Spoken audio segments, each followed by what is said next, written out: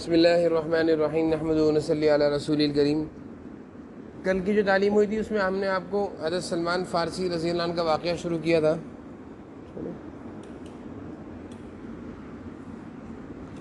حضرت سلمان فارسی رضی اللہ عنہ کے ایمان لانے کا قصہ،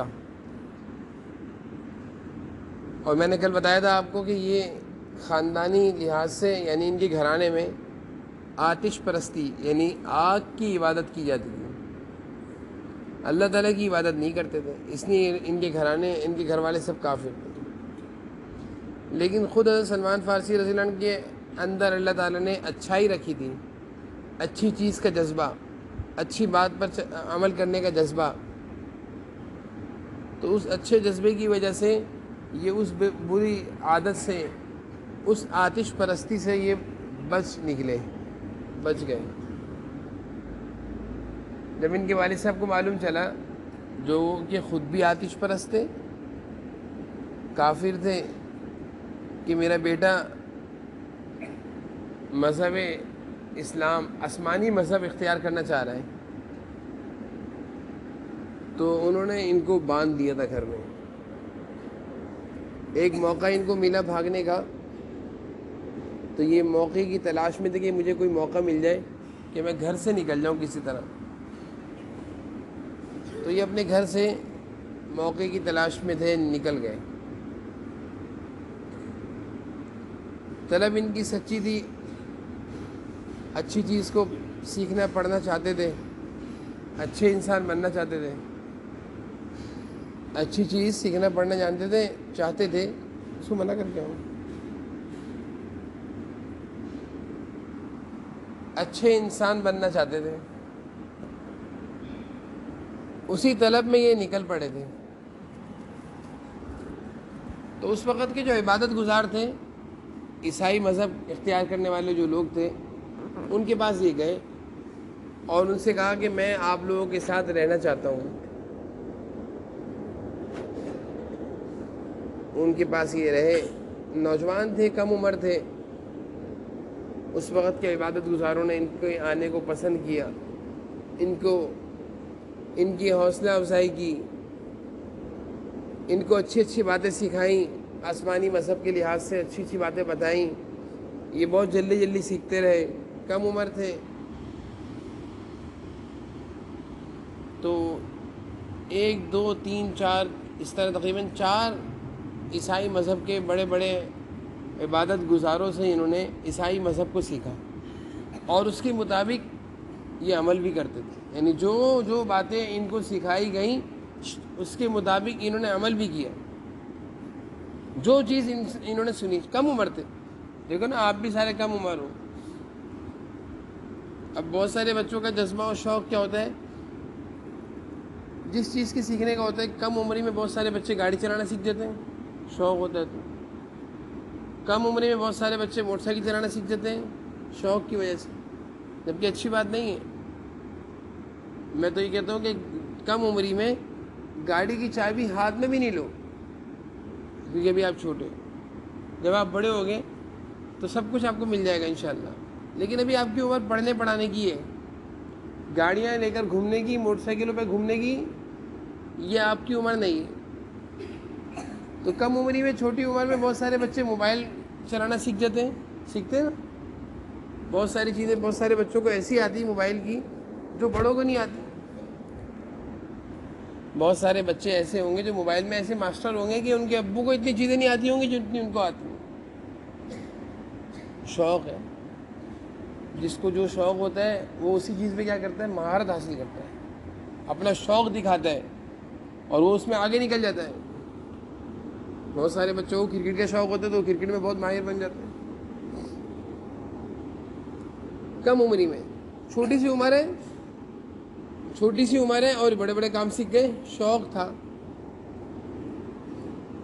تو شوق حضرت سلمان فارسی رضی اللہ عنہ کو نہ گاڑیاں چلانے کا شوق تھا، نہ موبائل چلانے کا شوق تھا، نہ موٹر سائیکل چلانے کا شوق تھا، نہ دوستیاں لگانے کا شوق تھا، نہ گھومنے پھرنے کا شوق تھا، نہ کھانے پینے کا شوق تھا، نہ اچھا پہننے اوڑھنے کا شوق تھا۔ ان کو ایک ہی شوق تھا کہ بس اللہ کی عبادت کرنی ہے، جس سے اللہ راضی ہو جائے۔ ان کو نمازیں پڑھنے کا، اللہ کی عبادت کرنے کا ہی شوق تھا بس۔ اسی شوق کی وجہ سے انہوں نے اپنے گھر کے عیش و آرام کی زندگی کو چھوڑ دیا اور ایک عبادت گزار کے پاس جا کر رہنے لگ گئے. سمجھ رہے ہیں؟ ان کا گھر بہت عالی شان تھا، ان کے گھر میں ساری نعمتیں تھیں. کل میں نے بتایا تھا آپ کو، ہر چیز ان کے گھر میں، کھانے پینے کی سے لے کر پہننے اوڑھنے سے لے کر رہنے سہنے تک سب کچھ اچھا تھا، بہت اچھا گھر تھا. لیکن حضرت سلمان فارسی کو یہ ساری چیزیں اچھی نہیں لگتی تھیں. کہتے اللہ کی عبادت اگر ہو رہی ہے تو پھر مزہ آئے گا، نہیں تو مزہ نہیں. تو آپ میں سے ہی میرے خیال سے شاید ایک آدھ بچہ بھی شاید ایسا نہ ہوگا جس کو نماز کا، عبادت کا، تلاوتوں کا شوق ہوگا. بعض بچے ایسے ہوتے ہیں جو انگلیاں پکڑ کر ابو کی مسجد لے کر جاتے ہیں، اور بعض بچے ایسے ہوتے ہیں جن کا ہاتھ پکڑ کر مسجد لے جانا پڑتا ہے. سمجھ میں آ رہی میری بات؟ فرق سمجھ میں آیا میں نے کیا بولا ہے؟ کیا بولا؟ بعض بچے اتنے اچھے ہوتے ہیں کہ وہ اپنے ابا کی انگلی پکڑتے ہیں، بابا مسجد چلیں. بابا کہتے ہیں بیٹے چل لیں، وہ کہتے ہیں نہیں بابا ابھی چلیں. تو وہ اپنے بابا کی ایسی انگلی پکڑتے ہیں اور بابا کو مسجد کی طرف لے جا رہے ہوتے ہیں، خود لے جا رہے ہوتے ہیں. اور کچھ بچے ایسے ان چیزوں کا ان کے اندر شوق ہی نہیں ہوتا، نماز کا، مدرسے کا، تلاوت کا، پڑھنے کا، قرآن، تو ان کو ان کے بابا ایسے پکڑتے ہیں چلو مسجد. تو کون سے بچے اچھے ہیں؟ پہلے والے دوسرے والے؟ حضرت سلمان فارسی رضی اللہ عنہ پہلے والوں میں سے تھے. کس میں سے تھا وہ؟ زور سے بولیے. اور میں نے ایک چیز اور دیکھی ہے کہ جن بچوں کو بچپن میں نمازیں پڑھنے کا شوق ہوتا ہے، مسجد جانے کا شوق ہوتا ہے، وہ بچے بڑے ہو کر الگ ہی نکلتے ہیں. اللہ تعالیٰ ان کو بہت زیادہ کامیابی، ترقیاں، خوشیاں، برکتیں دے دیتے ہیں بڑے ہو کر، جو بچپن سے نمازیں پڑھتے ہیں. اور جو بچپن سے نماز کے سے بھاگنے والے ہوتے ہیں، نمازیں چھوڑنے والے ہوتے ہیں، تو وہ بڑے ہو کر بھی کوئی اچھے انسان تو نہیں بنتے. بڑے ہو کر بھی وہ کوئی اچھے انسان تو نہیں بن پاتے. خیر، حضرت سلمان فارسی اپنے شوق کے مطابق مختلف عبادت گزاروں کے پاس رہتے رہے. 4 بڑے بڑے عبادت گزار عیسائی مذہب کے ان کے پاس یہ رہے، اور ان کی کم عمری میں ان کے یہ بڑے ہوتے رہے. بڑے جو عبادت گزار تھے ان کے انتقال ہوتے رہے. 4 عبادت گزاروں، بڑے بڑے عبادت گزاروں کا انتقال ان کے سامنے ہوا اور انہوں نے اپنے ہاتھ سے دفنایا. جب جس عبادت گزار کا انتقال ہوتا تو یہ روتے کہ آپ دنیا سے جا رہے ہیں، میں کس سے سیکھوں گا، میں کس سے پڑھوں گا. سمجھ رہے ہو؟ چھوٹے تھے نا. عبادت گزار تو وہ ہوتے جو بوڑھے ضعیف ہوتے ہیں، تو یہ کم عمری میں ان کے پاس جاتے، تھوڑا عرصہ ان کے پاس رہتے، ان کی عمر پوری ہو جاتی، وہ اللہ تعالیٰ کے پاس چلے آتے. پھر یہ ان کے پاس روتے کہ آپ دنیا سے جا رہے ہیں، اب میں کہاں جاؤں. وہ کہتے ہیں اس کے پاس فلاں جگہ جاؤ، فلاں علاقے میں ایک بہت بڑا عبادت گزار ہے. یہ اس کے کہنے پر وہاں چلے جاتے.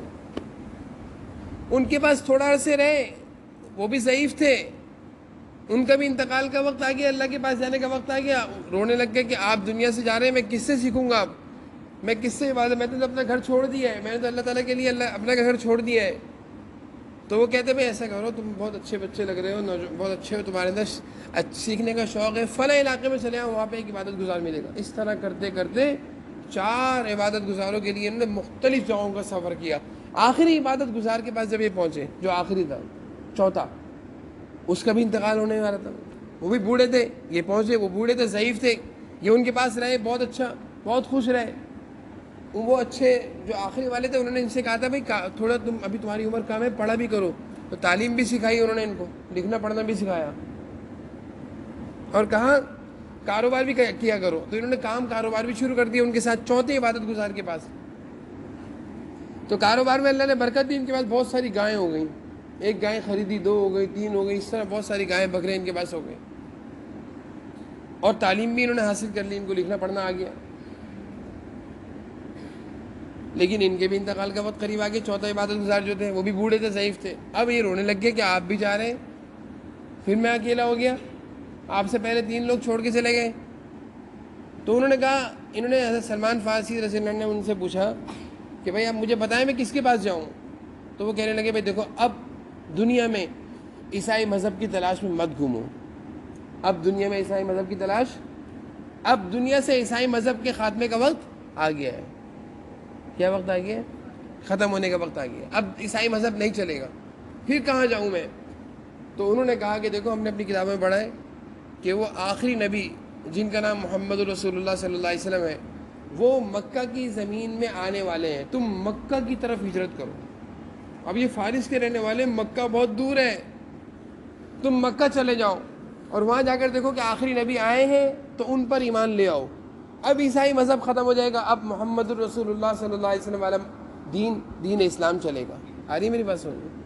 میری بات سمجھ میں آ رہی ہے نہیں آ رہی؟ ہاں بھائی، تو ہاں یہ بات سمجھ میں آئی. ہاں یہ اتنی آسان بات نہیں جتنی آسانی سے سمجھ میں آ جائے گی بھائی. اس کو سمجھنے کے لیے آپ کو توجہ سے سننا پڑے گا. آپ توجہ سے سن ہی نہیں رہے. توجہ سے سنو بھائی.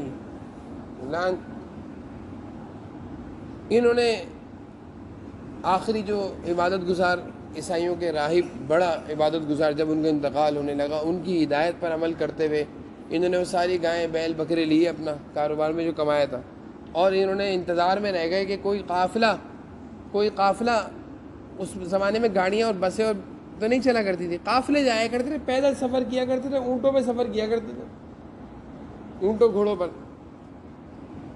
تو ایک قافلہ جا رہا تھا حجاز یعنی مکہ کی زمین کی طرف. ان کو مل گیا قافلہ. انہوں نے ان سے پوچھا آپ لوگ کہاں جا رہے ہیں؟ ہم لوگ مکہ کی طرف سفر کر رہے ہیں. جیسے آج کے دور میں ہوتا ہے نا، یہ ٹرین جا رہی لاہور، یہ جا رہی فیصل آباد، یہ جا رہی ملتان، اور یہ جا رہی مظفر آباد، یہ جا رہی خانپور. تو اسی طرح اس زمانے دیکھو نا کیا ہے، اس زمانے میں بھی اسی طرح قافلے جایا کرتے تھے. قافلے 25 آدمیوں کے قافلے، 50 آدمی کے قافلے میں. قافلہ کہاں جا رہا ہے؟ بھائی مکہ جا رہا ہے. تو انہوں نے کہا مجھے بھی جانا ہے. قافلے کے لوگوں نے چلو، انہوں نے قافلے کے لوگوں سے کہا کہ دیکھو تم مجھے مکہ پہنچا دو، یہ میری جتنی گائیں بہنیں سب تمہیں دے دوں گا. حضور اکرم صلی اللہ علیہ وسلم کے پاس پہنچنے کا جذبہ دیکھ رہے ہو؟ کوئی اپنی گائیں دیتا ہے؟ ایک توفی نہیں دو گے آپ. ان کے دل میں حضور اکرم صلی اللہ علیہ وسلم کے پاس، ان کی خدمت میں، آپ صلی اللہ علیہ وسلم کی خدمت میں جانے کا جذبہ تھا. اور ان کو آخری عبادت گزارنے کیا نصیحت کی تھی؟ وہیں چلے جاؤ. یعنی اب کوئی نہیں ہے عیسائی مذہب کے عبادت گزار، ختم. عیسائی مذہب کے ختم ہونے کا وقت آ گیا ہے. اب اللہ تعالیٰ نے حضور اکرم صلی اللہ علیہ وسلم کو بھیجا ہے، ان کا دین اسلام چلے گا اب قیامت تک. تو ہم لوگ کون سے دین پر عمل کرنے والے ہیں؟ کس کے مذہب پر چلنے والے ہیں؟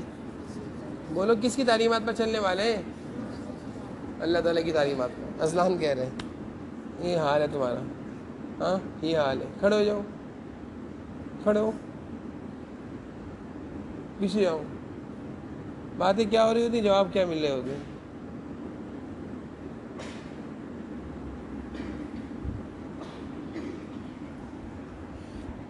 تو حضور اکرم صلی اللہ علیہ وسلم کی تعلیمات پر ہم عمل کرنے والے ہیں. کن کی تعلیمات پر عمل کرنے والے ہیں؟ اور قیامت تک آپ صلی اللہ علیہ وسلم کی تعلیمات چلیں گی. تو وہ قافلے کے لوگوں سے انہوں نے کہا کہ بھائی تم مجھے صرف مکہ تک پہنچا دو، باقی یہ ساری گائیں تمہیں. یعنی اتنا بڑا کام تم مجھے کر لو. میں اکیلا چھوٹا سا نوجوان سا لڑکا ہوں، میری کوئی زیادہ عمر نہیں ہے. میں حضور اکرم صلی اللہ علیہ وسلم کی محبت میں اتنا بڑا سفر کر رہا ہوں. میں اکیلا ہوں، میرے ساتھ کوئی نہیں ہے. تمہارا مجھ پر احسان ہوگا کہ تم مجھے وہاں پہنچا دو، یہ گائے لے لو. قافلے کے لوگوں کو بڑا اچھا لگا کہ وہاں مزہ آ گیا، اتنی ساری گائیں مل رہی ہیں، کیا مشکل ہے. انہوں نے کہا آ جاؤ ہمارے ساتھ. ساری گائیں لینی اور ان کو اپنے ساتھ لے لیا. اور راستے میں جا کر قافلے کے لوگوں نے ان کے ساتھ دھوکہ کیا. ان کو مسافر کی جگہ ان کو غلام بنا دیا اور ان کو بیچ دیا، بچے کو بیچ دیا. اب یہ بیچارے مظلوم بن کر بک گئے، غلام بن گئے. غلاموں کا زمانہ تھا نا، اس زمانے میں غلام بنا کرتے تھے. غلام مطلب خادم. اب یہ بک رہے ہیں، گھروں کی خدمت کر رہے ہیں، صفائیاں کرنا، کام کاج کرنا. یہ کہہ رہے ہیں میں غلام نہیں ہوں، وہ کہہ رہے ہیں نہیں غلام ہے. بہرحال بکتے بکتے ان کو ایک یہودی نے خرید لیا. اور وہ یہودی کہاں کا رہنے والا تھا؟ مدینہ کا رہنے والا تھا. بنو قریظہ جو مدینہ کے اطراف میں یہودی رہتے تھے نا، وہاں کا رہنے والا تھا. اس یہودی نے ان کو خرید لیا.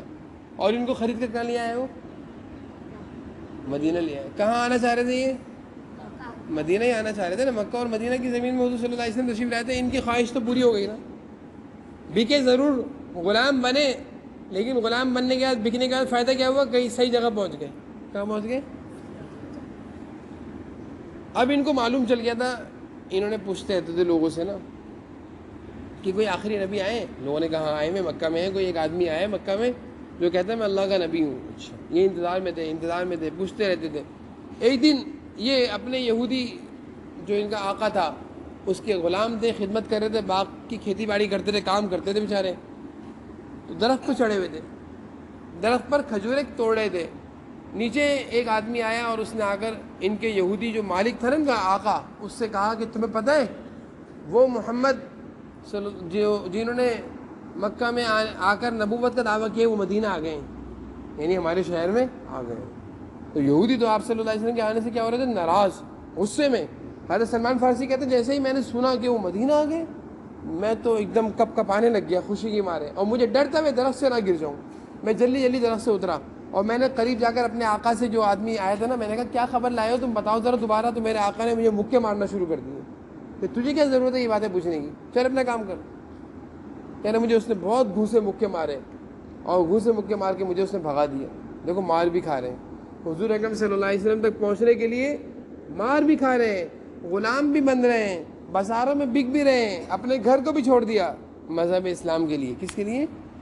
اسلام کے لیے. اب رات ہوئی, کام وام سے فارغ ہو گئے, چھپکے سے انہوں نے کچھ کھجوریں لی اور نکل گئے. حضور اکرم صلی اللہ علیہ وسلم کے پاس پہنچ گئے. آپ صلی اللہ علیہ وسلم کو دیکھا, دیکھتے ان کی آنکھوں میں آنسو آ گئے. مراد پوری ہو گئی نا, کام پورا ہو گیا, مقصد پورا ہو گیا. اتنی دور سے سفر کر کے آ رہے ہیں فارس سے, راستے میں ان کو دھوکہ دے کر بیچ دیا, غلام بنا دیا, آقا نے یہودی نے ان کو مارا بھی ہے. اتنے سالوں کے دھکے کھا کر آپ صلی اللہ علیہ وسلم کی خدمت میں پہنچے. انہوں نے حضور اکرم صلی اللہ علیہ وسلم کو کھجوریں پیش کی, کھجوریں دیں کے پاس, اور کہا یہ صدقے کی کھجوریں ہیں, کیونکہ حضور اکرم صلی اللہ علیہ وسلم صدقے کی کھجور نہیں کھاتے تھے. آپ سید تھے نا, سید صدقے کی کھجور نہیں کھاتے, زکوٰۃ کا مال سید نہیں کھاتے, صدقہ اور زکوٰۃ. تو انہوں نے حضور اکرم صلی اللہ علیہ وسلم کو دیکھنا چاہا کہ وہ جو آخری ان کو جو ان کا آخری عبادت گزار نہیں تھا, جس نے ان کو کہا تھا اب وہاں چلے آؤ مکہ, اس نے کہا تھا جو آخری نبی ہیں ان کی چند علامتیں ہیں. ایک علامت یہ ہے وہ صدقے کی کھجور نہیں کھائیں گے, دوسری علامت یہ ہے کہ وہ ہدیے کی کھجور کھائیں گے, ہدیہ گفٹ دو گے تو کھائیں گے, صدقہ دو گے تو نہیں کھائیں گے, اور تیسری علامت یہ کہ ان کی کمر پر مہر نبوت ہوگی. کیا ہوگی؟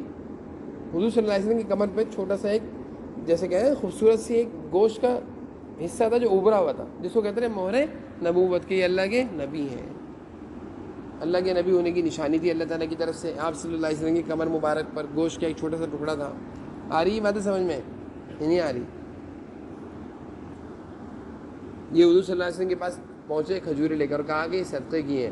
آپ صلی اللہ علیہ وسلم نے لی اور دوسروں کو دے دی. میں نہیں کھاتا. ایک نشانی کیا ہو گئی؟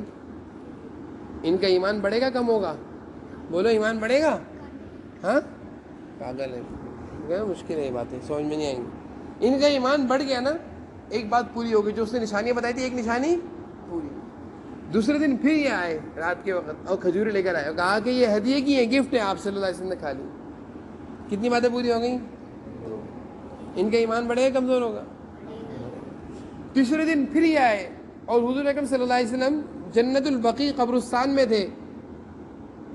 صحابی کا انتقال ہو گیا تھا, قبر میں ان کو اتار کے دفنا رہے تھے. اب انہوں نے تیسری نشانی کیا دیکھنی تھی؟ مہر نبوت. کیا دیکھنی تھی؟ مہر نبوت دیکھنے کے لیے آگے بڑھنا چاہ رہے تھے کہ دیکھوں کس طرح, دیکھوں کپڑا تھا آپ صلی اللہ علیہ وسلم کی کمر پر, کیا تھا؟ کپڑا تھا. حضور اکرم صلی اللہ علیہ وسلم سمجھ گئے کہ سلمان میری مہر نبوت کو دیکھنا چاہ رہا ہے. آپ صلی اللہ علیہ وسلم نے اپنی قمیص خود ہی ہٹا دی, اپنی چادر, آپ صلی اللہ علیہ وسلم چادر اوڑے ہوئے تھے, چادر ہٹا دی. چادر تھوڑی سی ہٹی تو وہ مہر نبوت دکھ گئی. جیسے انہوں نے مہر نبوت دیکھی تو یہ برکت کے لیے ہاتھ لگانے لگے اور کہنے لگے آپ اللہ تعالیٰ کے آخری نبی ہیں, اور میں آپ پر ایمان لانے کے لیے اتنی دور دراز کے سفر کر کے, دھکے کھاتے, مار کھاتے ہوئے, غلام بن کر بازاروں میں بکتے ہوئے, سب چھوڑ چھاڑ آیا ہوں, آپ کے ساتھ رہوں گا. اور پھر انہوں نے حضور اکرم صلی اللہ علیہ وسلم کے پاس پوری اپنی, جب تک آپ صلی اللہ علیہ وسلم دنیا میں رہے, یہ حضرت سلمان فارسی حضور اکرم صلی اللہ علیہ وسلم کے ساتھ رہے. ان کو شوق تھا نا, ان کا شوق تھا کہ میں اللہ کے نبی سے ملوں. اللہ تعالیٰ نے ان کو پہنچا دیا. کتنی دور سے پہنچایا ہے, کتنی دور سے پہنچایا ہے. تو پھر ان کے بہت سارے واقعات ہیں کہ انہوں نے حضور اکرم صلی اللہ علیہ وسلم کے ساتھ کس طرح رہے, اور پھر ان کو ان کا جو آقا تھا یہودی, اس نے ان کو کس طرح آزاد کیا, وہ بھی ایک واقعہ ہے. وہ انشاءاللہ پھر بعد میں سنائیں گے.